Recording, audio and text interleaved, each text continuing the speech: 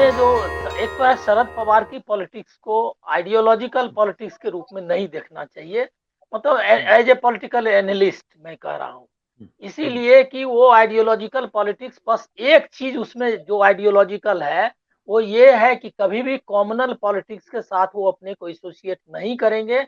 इस बारे में मैं पक्का हूँ, क्योंकि उनका वोटर उनके साथ नहीं जाएगा। कांग्रेस का वोटर है वो बेसिकली। एनसीपी अभी बनी हुई है इसीलिए दे रहा है, और उसके साथ वो वोटर जाने वाला नहीं है। इसीलिए शरद पवार जो वेस्टर्न महाराष्ट्र की जो पॉलिटिक्स है, शुगर कोऑपरेटिव्स की और बाकी कोऑपरेटिव्स की, उस पॉलिटिक्स में कांग्रेस का ये एलिमेंट की कॉमनल पॉलिटिक्स नहीं कर सकती। वो वहां की राजनीति, इसीलिए उनका इधर इंडिया में रहेंगे। ये मैं देखिए, कुछ चीजें जो है मैथमेटिकल होती हैं। मैथमेटिक्स उसको पॉलिटिक उसको नैतिकता वगैरह का आवरण में ढकने की जरूरत नहीं है। मैथमेटिक्स जो मेरा पॉलिटिकल मैथमेटिक्स है, मैं लिख करके आपको दे सकता हूँ कि इंडिया छोड़ के जाने वाले नहीं है शरद पवार।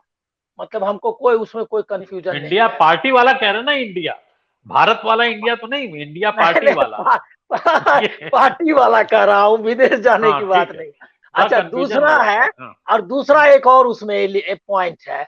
दूसरी दूसरा दूसरा पॉइंट ये है कि ये जो सब चल रहा है शरद पवार का, ये सही कहा कि खिला रहे हैं, मतलब खिला रहे हैं वो खेल। उस खेल में आप देखिए कि इस खेल में बीजेपी कहीं से महाराष्ट्र में गेनर नहीं है। गेनर हम्म, इसलिए नहीं ठीक है है। कि अगर शिंदे के लोगों को 2 सीट भी देती है, 5 सीट भी अजित पवार को देती है, तो बीजेपी का सीट कम होने वाला है। उससे कोई उनको मतलब फायदा नहीं होने वाला है वहां। तो फाइट ये चल रही है, बीजेपी का जो कोर वर्कर्स है उसको लग रहा है कि हम लोग क्या करेंगे डिस्ट्रिक्ट में, तो उनको बहुत भारी कठिनाई में है। वो जाने दीजिए। दूसरा एक और चीज बता देते हैं, तिलक पुरस्कार के हिस्ट्री को समझ लीजिए आप। इसी पुरस्कार में एक बार शरद पवार जो है, उन्होंने वो जब यहाँ वो एक पगड़ी होती है पुराना मराठा पेशवाई वाली पगड़ी, वो हम्म, पगड़ी उन्होंने मना कर दिया पहनने से पुरस्कार के समारोह में। कल ही कोई हम्म, बता रहा था मुझको।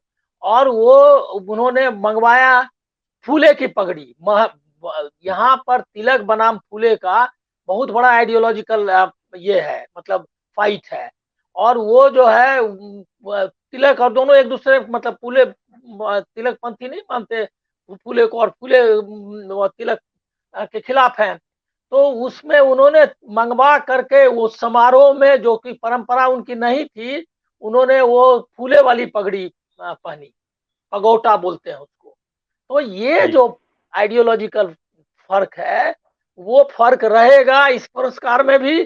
शरद पवार ये जारी रखेंगे और इससे कोई नुकसान होने वाला नहीं है। एक प्रॉब्लम ये जरूर है कि ये जो नेशनल लेवल की पॉलिटिक्स है, उसमें उनके इस तरह से जाने से उसका नैरेटिव जो गोदी मीडिया पूरा है वो हाँ उसका इस्तेमाल जी, करेगा, और ये बहुत नुकसानदेह है।